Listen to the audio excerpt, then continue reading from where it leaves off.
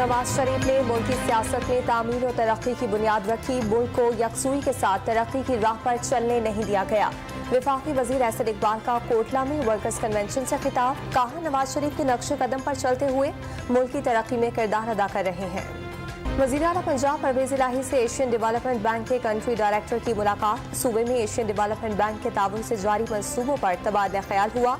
लाहौर में blue line underground project शुरू करने के हवाले से भी बातचीत। हुकूमत का गैर कानूनी तौर पर मुकीम अफगान शहरियों की रजिस्ट्रेशन पर गौर। गैर रजिस्टर्ड 7 लाख अफगान शहरियों को अफगान सिटीजन कार्ड जारी करने की तजवीज़। ज़राए वजारत सैफरान के मुताबिक अफगान सिटीजन कार्ड के हवाले से मुख्तलिफ स्टेक होल्डर से बातचीत जारी है। कराची में टारगेट किलिंग का एक और वाकया। नाज़िमाबाद में बिल्डर के बाद स्टेट एजेंट को उसकी एजेंसी पर नामालूम अफराद ने फायरिंग करके कातिल कर दिया।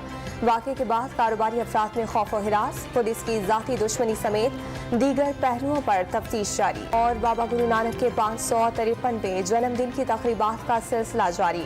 पाकिस्तान में मौजूद सिख यात्रियों ने इंतज़ामात को बेहतरीन करार दे दिया। पाकिस्तान आने पर खुशी का भी इजहार।